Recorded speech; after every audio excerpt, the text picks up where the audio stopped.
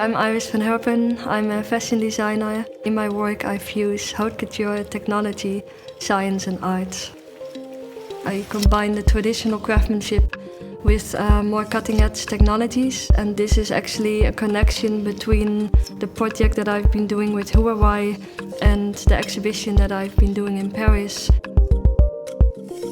I focus on manipulating patterns which can create a different visual effect and therefore also a different sensory experience.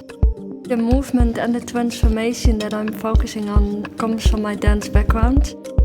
We've tried to translate this into an optical moire effect. It really makes the design come alive. I hope that people, when using this phone, have a pure connection to art and to science. This feeling of liveliness to the effect that is in the phone. I think text sculpture is a beautiful way of describing that.